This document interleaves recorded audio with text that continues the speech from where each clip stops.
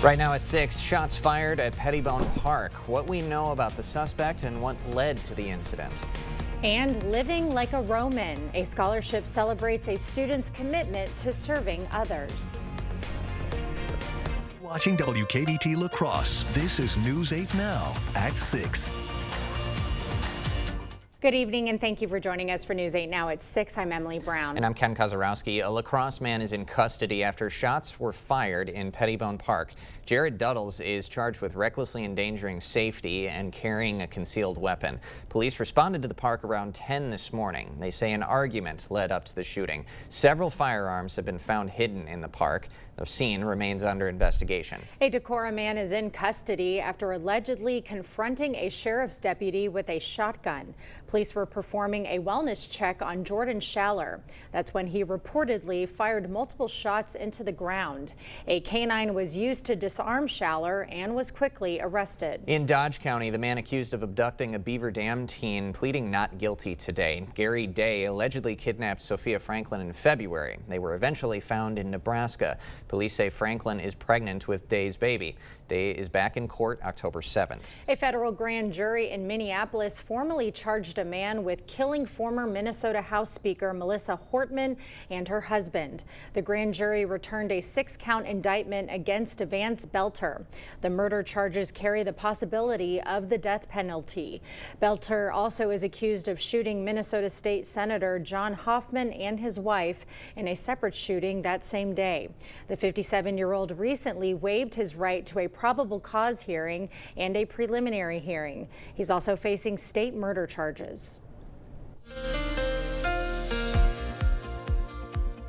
Yeah, for most of us, warm, humid, a little bit less haze out there, but all in all, not too bad of a day for the middle of July. It just was on the warm and humid side. But if you don't like that, just wait another day and a half and you'll feel like more like September-like temperatures. But we do have storms in the way for some tonight, too. It's got to be further north, but there's your current feel-like temperature. So heat and seas around 90 or a little bit above here and there, but overall not too terribly bad. We do have a severe thunderstorm watch that just includes Rusk County. It's north of the Twin Cities. There's a boundary sitting right there. We have thunderstorms developing along it. So far, there have not been a lot of severe storms. It's been just gusty winds up to 50 miles per hour, and that's why you see the white boxes there for some special weather statements. There are outflows that could begin to approach the area. You see this outline of this boundary. So Rice Lake is just on the border of that, and they're coming through the Twin Cities right now. So it's going to be Eau Claire northward this evening. I'll keep an eye on.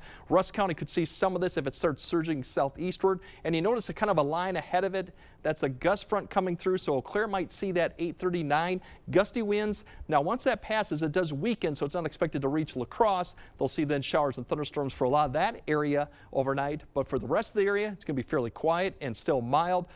Later on, we'll kind of break down all the thunderstorms that come on the way for Wednesday, along with what those temperatures will feel like coming Thursday and Friday. All right. Thank you, Greg.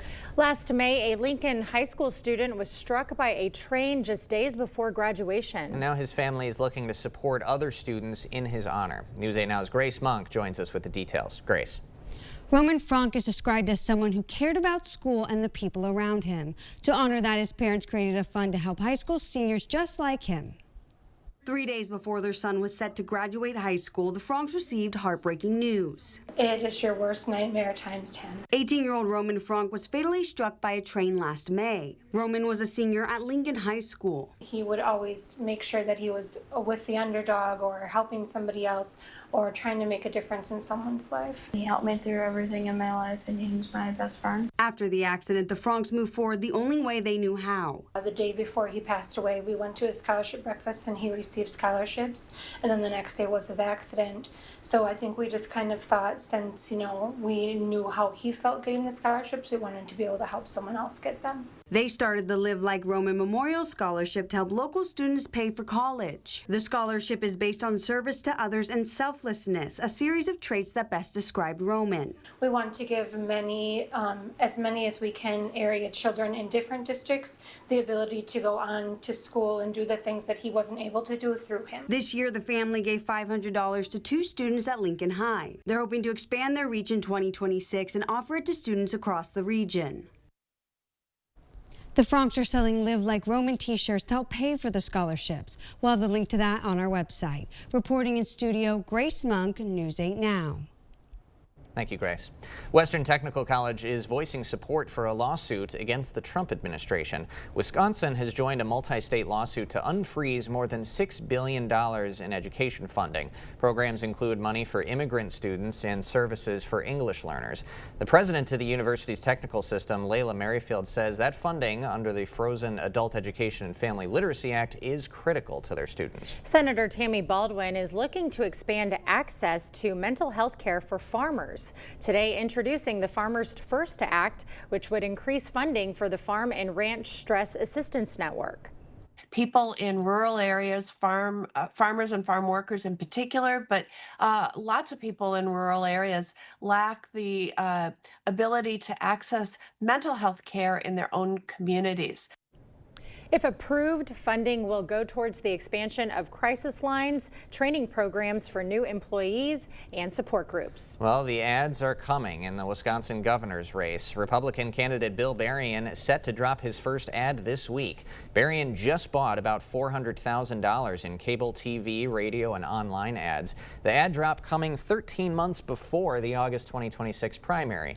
Berrien is the first candidate to buy ads in the race. The state's Democratic chair is weighing in on the race. According to Wiz Politics, Devin Remiker backs another Governor Tony Evers run.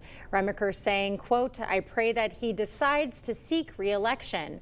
Evers is reportedly expected to make a decision this week. Viroqua wants your input on a playground redesign. The city will discuss plans for the Eckhart Playground tonight with time for public feedback. The meeting just started. The new design fixes current structural failures and outdated equipment. That meeting underway 6 p.m. We're unsure how long it will go. Jadis McGee will have a report tonight at 10. Habitat for Humanity of Greater La Crosse dedicated a relocated and renovated 1950s ranch home today in Eitzen, Minnesota for the Williams family. The home was donated to Habitat and was set on a new foundation and rehabbed by volunteers, staff, and the family. This is our first house that we have picked up and moved. So we bought this house in Iowa, drove it over state lines, and set it on its foundation. So the first home that we've moved in Houston County, a lot of learning curves, but it ended up being a beautiful house for a new family, and we're excited that it's all done. About 170 volunteers helped out with the project. UW-La Crosse is offering a new place to bring students together. The university is setting up a living learning community at Wentz Hall. It'll offer incoming visual and performing arts students a place to meet others with shared interests. These are just folks who know that in their time away from class, in their time away from rehearsal, they still want that community kind of built in. So it's a great way for first-year students to really connect. Officials say more than 20 students are already set to join the Visual Performing Arts program this fall. Well, today officials gave us a sneak peek on this year's Irish Fest. It runs from August 8th to the 10th. The weekend's highlights include the 5K kilt run, the mashed potato eating contest, and headlining performances from Gaelic Storm and High Kings. This year's theme, Irish Pirates. Imagine the country itself being an island, you know, as such, so they did a lot of shipping, a lot of fishing and so on too. But pirates, and as Tracy said, they had a lot of female pirates at that time, which a lot of people don't know, but you learn a lot about it in the cultural tent during Irish Fest. You can purchase tickets on Irish Fest's website. We'll have a link for that on news8000.com. Today, a big anniversary kicked off in Sparta. Oh yeah, people celebrating the 50th anniversary of Deke Slayton going to space. News 8 Now's Seth Padilla is in the newsroom with more. Seth. Emily, Ken, the celebration is on at the Space and Bicycle Museum, named in his honor. Today was dubbed Rocket Day. Aspiring young astronauts created and launched Air, Straw, and Alka-Seltzer rockets. Slayton, a test pilot, was one of the original NASA Mercury 7 astronauts. His influence is still felt 50 years later. I think, I've always wanted to be like an astronaut when I grew up, and so, just coming here and seeing him that he was from where I'm from and he did that was really cool. So ever since then I just wanted to be an astronaut. Now on Saturday, a panel discussion will be held at Sparta High School. It will feature Deke's son, Kent, Bill Moon, a retired NASA flight controller, and Jeff Williams, a retired astronaut from Winter, Wisconsin. One final thing, the museum director said she hopes this week inspires kids to chase their dreams. Live in the newsroom, Seth Padilla, News 8 Now. Seth, thank you very much. Coming up tonight, President Trump doubles down on his threats to Russia. We'll have more on the president's ultimatum and Russia's response. And deadly floods slamming the Northeast, continuing a record-breaking year when we come back.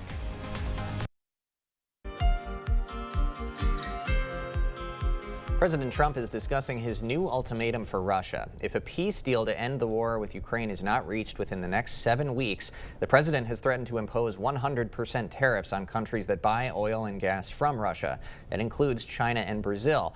Some Republican senators are expressing concern about how both Russian President Vladimir Putin and China will respond. 50-day delay worries me, and that Putin would try to use the 50 days to win the war. We have a 30% tariff, and then you add to it a 100% tariff. What do you think that means? No trade with China.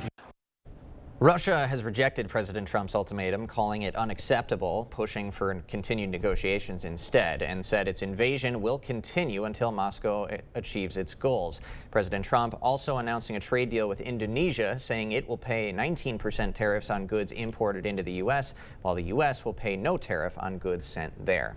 Flash floods hammering the Northeast, leaving 2 people dead. Powerful storms overwhelmed New York City's subway systems. Parts of Pennsylvania recorded more than 7 inches of rain in less than 5 hours.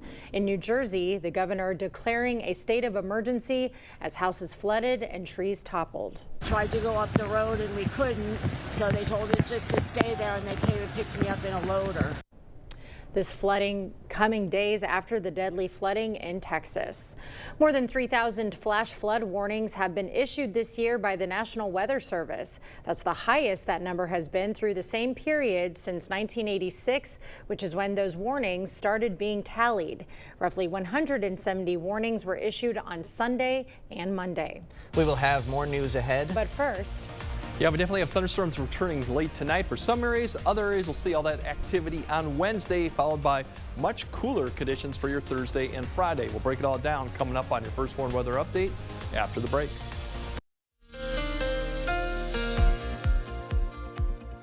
We mentioned this line of thunderstorms that are coming through northern areas could have an outflow that could race ahead of it, which could produce some gusty winds. And right now we're already seeing signs just south of New Richmond. We can see that little area right there is starting to show signs of a gust front approaching ahead of the system, which could produce the winds as I mentioned. But it also means the storm behind it probably won't be as strong. We'll have to still keep an eye out as this watch goes out till about 9 p.m. Overall, bigger picture shows this is the boundary, and yeah, I've kind of outlined where you're seeing the outflows. Just went through Twin Cities, further south too. So this races ahead of it, so that you won't see maybe thunderstorms with that little gust front, but you do see a brief gust of wind coming through. And right now, it looks like Ladysmith, they'll see activity maybe up to about 8 or 9, but you already can start seeing that line forming. So as it races southeastward, all the activity behind it pretty much weakens, and it's just general thunderstorms. Look, Eau Claire may see this line come through maybe about 9:30. Gusts over 40 to maybe 50, and then as it weakens quite a bit as it gets towards even La Crosse. Unlikely it's going to get here other than maybe just a little bit of a cloud line coming through and a little brief gust of wind, but all the activity behind it will then just be general thunderstorms through the rest of the night, and only really Eau Claire northward is what's going to see most of the activity going on tonight, and really most of the night. As you can see, it's not much going on all the way to 3 or 4. All the activity is still well to the west. We're fairly quiet with a little bit of activity for Eau Claire. They'll see another round come basically back up around 3 to 4 through the morning commute too. So if you're looking for wet areas for the morning commute, it's probably going to be Eau Claire northward. They'll see activity. Otherwise, the rest of the area right now looks fairly quiet. We'll have cloud cover increase. The winds pick up. It will be cooler going into Thursday, but the activity towards Mason City around that low is what we're watching for. Could be some stronger storms as it gets closer. Potentially by noon, it's going to be at least close to I-90 and south. This is going to be where the severe threat is probably going to be tomorrow. Otherwise, further north, what turns into showers and thunderstorms towards the afternoon, early afternoon, could be just light rain or steady rainfall throughout the early afternoon. And you can see all this bright color down there where the showers and thunderstorms kind of wrap it around that low as it pushes to the east. So that'll be the activity. Probably southwest Wisconsin. I'll have to keep an eye on that. Good news is once we get to about 5:36 everything pushes off to the east, at least the widespread activity, and then we'll see some isolated scattered stuff throughout the rest of the night. A few showers, will be cloud cover going on, but this will be scattered in nature for late evening and overnight going into Thursday. Severe threat, as I mentioned, right now, it's going to be pretty much southwest Wisconsin eastward and further south. This could change, but for right now, that's the threat, and it would be damaging winds as what we typically do see this time of year. Rainfall tonight, really further to the northwest. Tomorrow, any of this rainfall, especially south of I-90, could push up 1.5 to 2 inches if you get under a thunderstorm or several of them. So once again, we'll have to keep an eye on some flash flooding, but right now that looks fairly low. Those are your temperatures tomorrow. Cool up to the north, still kind of warm as further south. But then as we go to Thursday, if I can speak, and Friday, it's going to be outstanding temperatures. We're going to get back in the 70s, more September-like conditions. And even though the weekend we have dew rain chances Friday night through Saturday, temperature-wise and humidity-wise this weekend should be very comfortable. And then next week we start getting back into more a typical July pattern, upper 80s, with thunderstorm chances, which will be nighttime and early morning likely. So stay tuned for activity tomorrow. Keep your eye out further north tonight, and then tomorrow keep your app handy for areas probably further south. Will do. Thanks, Greg.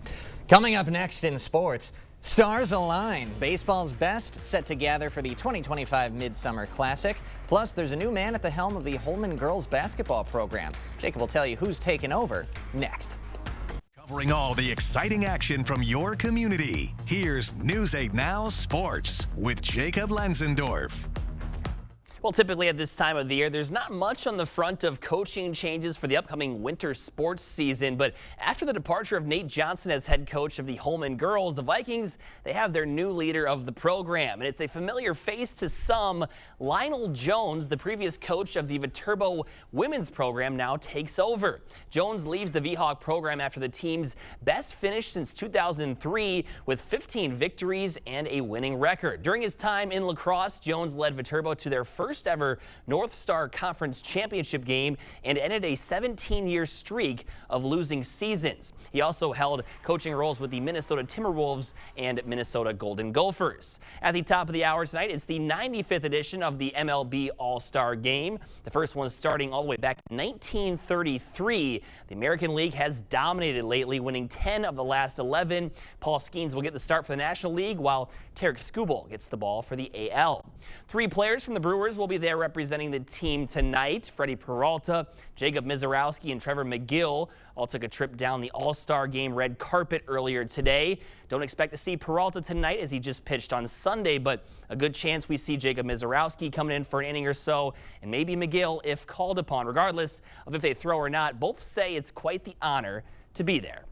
Pat Murph, he was just laughing at me. He was happy for me, and I was just stunned, and I didn't really have any words. My first person I called was my mom and dad, so that was really cool. It was they were both emotional, and it was an exciting phone call. I mean, I debuted here, so this always has a nice little place in my heart, and to be doing my All-Star game here is a dream come true. So.